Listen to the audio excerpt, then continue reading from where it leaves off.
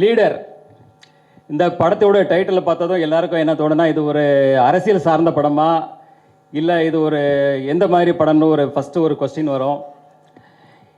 இது இந்த படத்தில் ஒரு அரசியல் சார்ந்த காட்சிகளோ இல்லை அரசியல் சார்ந்த ஒரு வசனங்களோ ஒரு துளி கூட இதில் கிடையாது. இது முழுக்க முழுக்க ஒரு கமர்ஷியல் என்டர்டெயின்மெண்ட் ஃபிலிம். இப்போ இந்த கிளிம்ஸ் பார்த்துருப்பீங்க. இதுதான் இதில் ஒரு சின்ன ஒரு துளி, அதாவது ஒரு சோனா பாத்துக்கு ஒரு சின்ன ஒரு துளி. இது மாதிரி இந்த படத்துடைய எசன்ஸ் இதுதான். இதே போல் தான் இந்த படம் கம்ப்ளீட்டாக ட்ராவல் ஆகும்.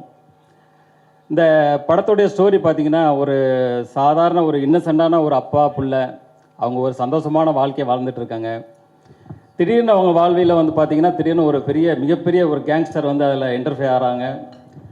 அதுக்கப்புறம் நடக்கிற விஷயங்களை தான் நம்ம டைரக்டர் துரை செந்தில்குமார் அவ்வளோ அற்புதமாக இதில் திரைக்கதை அமைத்து இன்றைய தலைமுறைகளுக்கு பிடித்த மாதிரியான ஒரு திரைக்கதை அமைக்கணும். அதுதான் முக்கியம். இன்றைக்கி கதைகள் அதே தான் இருக்கும், இல்லை இயக்கங்கள் அதே தான் இருக்கும்.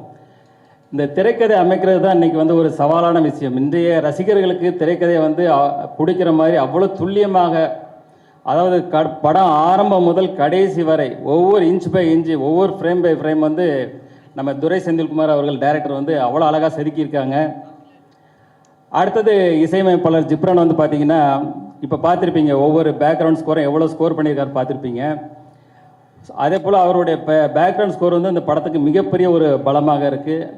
அதே போல் படத்தின் கதையோட்டத்துக்கு தகுந்த மாதிரியான சாங்ஸ் இந்த படத்தில் அவர் ரொம்ப அழகாக கொடுத்துருக்கிறாரு. அடுத்தது டிஓபி திரு வெங்கடேஷ் அவர்கள் பார்த்தீங்கன்னா நாங்கள் இந்த ஷூட்டிங் ஃபஸ்ட்டு ஒரு தூத்துக்குடியில் கிட்டத்தட்ட ஒரு 40 டேஸ் பண்ணோம். அதுக்கப்புறம் வெளிநாடான ஜார்ஜியாவில் கிட்டத்தட்ட ஒரு 15 டேஸ் பண்ணோம். ஆஃப்டர் தட் ஜெய்ப்பூர், ஊட்டி, அப்புறம் சென்னையில் லாஸ்ட்டு கிளைமேக்ஸ் ஃபைட்டு, அதே போல் எல்லா விஷயங்களும் பண்ணும்போது அப்புறம் அவ்வளோ அற்புதமாக இருக்கும். நீங்கள் அந்த ஸ்க்ரீனில் பார்க்கும்போது அவருக்கு இந்த படம் அவர் வாழ்வில் அடுத்த கட்ட உயரத்துக்கு எடுத்துகிட்டு போன்றதில் ஒரு துளியும் சந்தேகம் இல்லை. அடுத்தது எடிட்டர் பிரதீப் ராகவ். அவர் பார்த்தீங்கன்னா இப்போது சமீபத்தில் உள்ள படங்களான டிராகன், ஜனநாயகன் போன்ற படங்களில் பணியாற்றினவர். இந்த படத்தை அந்தளவுக்கு கிறிஸ்பாக, அந்தளவுக்கு ஒரு ஷார்ப்பாக ஒரு ரொம்ப அழகாக பண்ணியிருக்காரு. அவருக்கு என்னுடைய வாழ்த்துக்கள். அடுத்தது ஆர்ட் டைரக்டர் துரைராஜ். அவர் பார்த்தீங்கன்னா இது செட்டாக இல்லை நிஜமாகவே அப்படி இருந்ததுன்ற அளவுக்கு தான் ஒரு வியப்பாக இருக்கும். அந்தளவுக்கு ஒரு யதார்த்தமான ஒரு செட் அமைச்சு அவர் சிறப்பாக பணியாற்றியிருக்காரு. அவருக்கு என்னுடைய வாழ்த்துக்கள். இதில் அடுத்த ரொம்ப இன்ட்ரெஸ்டிங்கான ஒரு பர்சன் யாருன்னு பார்த்தீங்கன்னா எங்கள் செட்லேயே மகேஷ் மேத்யூ, ஸ்டன் மாஸ்டர்.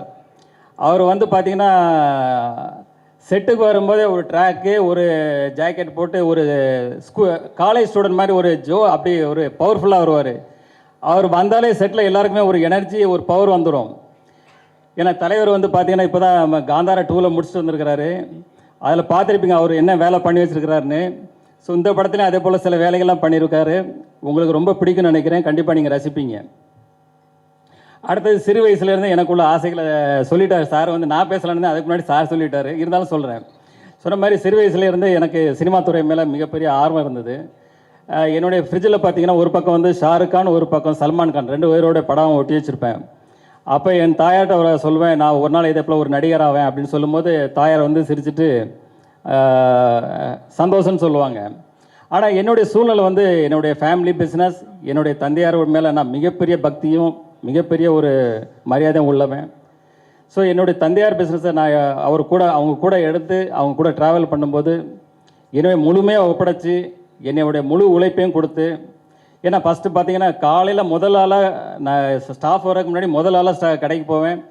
கடை வேலையை முடிச்சு லாஸ்ட்டாக தான் நான் கடைசி ஆளாக தான் நான் போவேன். ஆரம்பம் முதல் இன்று வரைக்கும் அதே தான். இந்த படப்பிடிப்பிலும் அதே போல் தான். செட்டுக்கு முதல் ஆளாக தான் போவேன், கடைசி ஆளாக தான் போவேன். ஏன்னா அந்தளவுக்கு நான் எதில் இறங்குறனோ அதில் முழு ஃபோக்கஸ்டாக என்னுடைய முழு உழைப்பையும் அதில் இறக்கி செய்வேன். அதுதான் என்னுடைய கேரக்டர். அப்புறம் பார்த்தீங்கன்னா இந்த படத்துடைய கண்டென்ட் இன்றைக்கி மக்கள் ஒரு பக்கம் கண்டென்ட் ஓரியன்ட் படம், ஒரு பக்கம் மாஸ் ஆக்ஷன்றாங்க.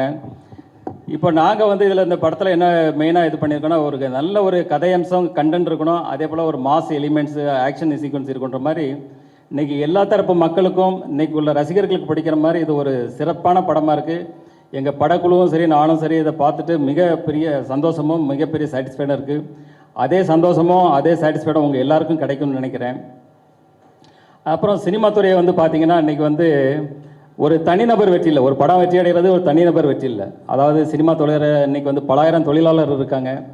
இந்த பக்கம் தேட்டரில் பார்த்தீங்கன்னா கிட்டத்தட்ட அதில் பல ஆயிரம் தொழிலாளர்கள் வேலை செய்கிறாங்க.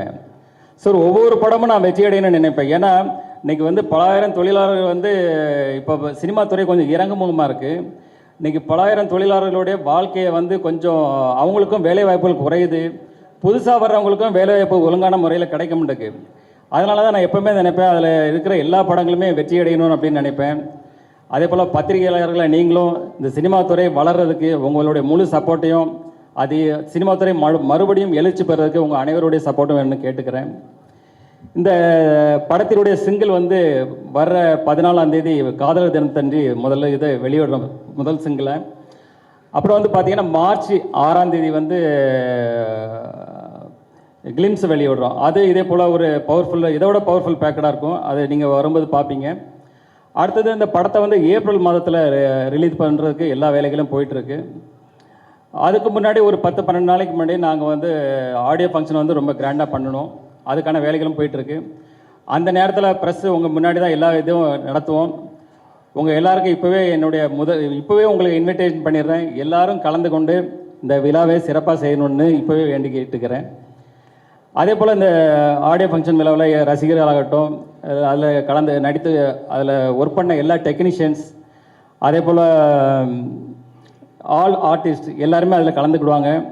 அதுக்கப்புறம் தொடர்ந்து படத்துக்கான ப்ரொமோஷன் உங்கள் மீடியா உங்கள் கூட தான் இணைந்து செயல்பட போகிறோம்.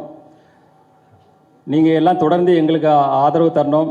மீண்டும் ஒரு முறை உங்கள் எல்லாருக்கும் நன்றியும் வணக்கங்களையும் கூறிக்கொண்டு உங்களிருந்து விடைபெறுகிறேன். நன்றி, வணக்கம்.